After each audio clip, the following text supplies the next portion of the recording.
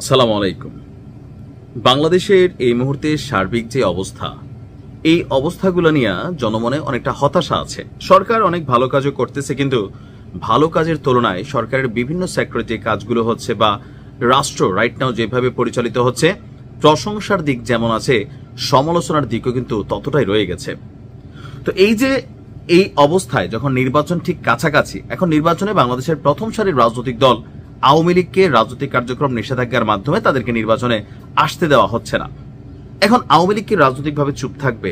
অবশ্যই না। তারা বিভিন্ন ধরনের রাজনৈতিক স্ট্যান্ড, দেশে বিদেশে যে লবিং ফার্ম, ইনস্টিটিউট অথবা যে কন্ট্রাক্টগুলো আছে সেখানে তারা কাজ করবে, এমনকি সরকারকে বিব্রত করার চেষ্টা করবে, স্বাভাবিক। কিন্তু এক ভয়ঙ্কর অভিযোগ আসছে আওয়ামী লীগের বিরুদ্ধে।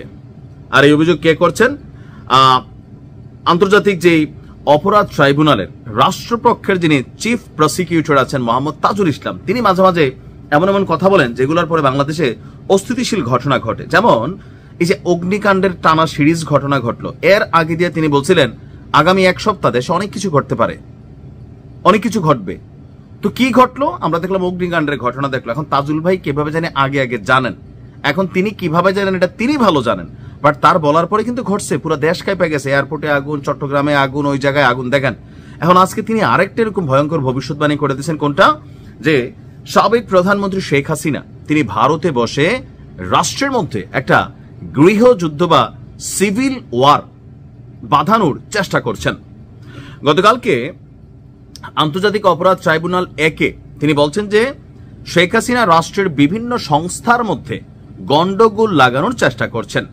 যারা এখন এখানে আসামি হয়েছেন তাদের মধ্যে কোনো অনুশোচনা নেই। দুনিয়ার সবাই জানে অপরাধ সংগঠিত হয়েছে, তিনিও জানেন, কিন্তু কখনোই তার মধ্যে কোনো ধরনের অনুশোচনা নেই। উল্টো যারা তার বিরুদ্ধে মামলা করেছেন, সাক্ষ্য দিচ্ছেন, তাদের হত্যা করার হুমকি দিয়ে যাচ্ছেন, তাদের বাড়িঘর জ্বালিয়ে দেওয়ারও হুমকি দিয়েছেন। সর্বশেষ তিনি রাষ্ট্রের বিভিন্ন সংস্থার মধ্যে গন্ডগোল লাগানোর চেষ্টা করেছেন। তিনি সেনাবাহিনীকে নাকি উস্কে দেওয়ারও চেষ্টা করেছেন। সেনাবাহিনীকে বলার চেষ্টা করেছেন তোমাদের অফিসারের বিচার হয়, তোমরা কেন রুখে দাঁড়াচ্ছ না?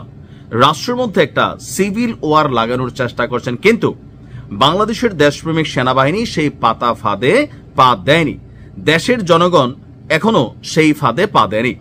তো তার বক্তব্য হচ্ছে এরকম ঘটনার পর পুরো প্রজন্মর সাথে 35,000 মানুষকে আহত করা, 1000 মানুষকে নিহত করা, অঙ্গহানি করা, এরপর সামান্য অনুশোচনা না থাকা, এখানে শিশু, নারী, মজুর, ছাত্র ছিল, তো তার বুক কাঁপিনি, তার ভিতরে কোনো অনুশোচনা নেই, সুতরাং তার শাস্তি পেতে হবে। এখন আওয়ামী লীগ আসলেই কেন অনুশোচনা করেছেন? আপনি দেখেন সাকিব আল হাসান, তার স্পষ্ট বক্তব্য, তার কোনো অনুশোচনা নেই। আওয়ামী লীগের কোনো নেতাকর্মীদের মধ্যে অনুশোচনা নেই। এটার মেইন কারণ কি আমি বলি। এই যে ঘটনাটা যখন ঘটছে 5ই আগস্টের ঘটনাটা, কিন্তু তখন তো আওয়ামী লীগের সবাই বাংলাদেশে ছিল। ধরেন 2-4 জন নেতা বড় মাপের পালাই গেছিল।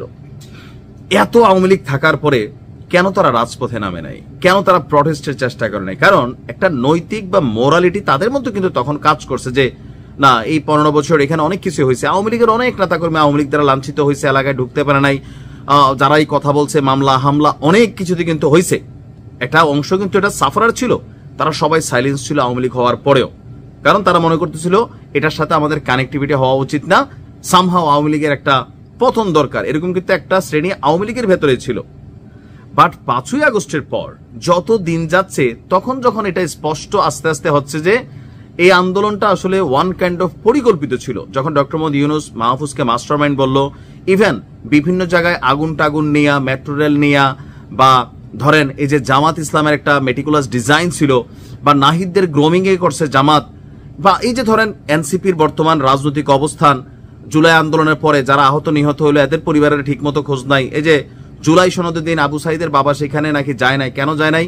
ওনারে যাওয়ার জন্য কোনো গাড়ি ভাড়াই দেওয়া হয় নাই, কোনো গাড়ি পাঠানো হয় নাই, বলছে ভাই চিঠি দিচ্ছে আপনি চলে আসেন। আবার জুলাই আহত যুদ্ধরা রাস্তা রাস্তায় ঘুরতেছে, অনেকে সবকিছু দেখা যে অনেকে রাতারাতি কোটি কোটি টাকার মালিক হয়ে যাচ্ছে, এদের বিরুদ্ধে অভিযোগ আসতেছে, গণমাধ্যম কথা বলতেছে টুকটাক, কিন্তু কোন রকম দৃশ্য তো হচ্ছে না। তখন মানুষের মধ্যে একটা পারসেপশন হয়েছে তার মানে ঘটনাতে ঝোল ছিল, মানুষের মধ্যে এটা আসছে। আর আওয়ামী লীগের নেতাকর্মীদের মধ্যে মনে হচ্ছে পুরাটাই ছিল শেখ হাসিনার পতনের জন্য। প্রথম থেকে কোটা আন্দোলন, কোনো মেধা আন্দোলন এটা ছিল না, এটা পরিকল্পিতভাবে একটা মেটিকুলাস ডিজাইনের মাধ্যমে আওয়ামী লীগের পতন করানো হয়েছে। এই কারণে আর এই ঘটনার পর ক্ষতিগ্রস্ত করা হয়েছে আওয়ামী লীগ ব্যক্তিরা, যারা টাকা পয়সা কামাইছে, তাদের বাড়িঘর ভাঙচুর হয়েছে, লুটপাট হয়েছে, মামলা হয়েছে, দেশ ছেড়া পালাচ্ছে, এখন পালায়া পালায়া কি অনুশোচনা ফিল হবে? জীবনও হবে না। তো সেই জায়গা থেকে তারা মনে করতেছে যে এই ঘটনাগুলো যারা ঘটাইছে এরা সবাই অপরাধী, আমরা ভাই ভিকটিম, আমাদের উপর আমরা বাটে পড়ে গেছি। ঠিক এই সেন্সটা আপনি যদি কোনো আওয়ামী লীগের নেতাকর্মীদের সাথে কথা বলেন, আপনি দেখবেন যে বিভিন্ন বক্তব্য আমরা যখন শুনি, শেখ হাসিনার বক্তব্য শুনি, এরকম গোস্বা তাদের মধ্যে কাজ করে।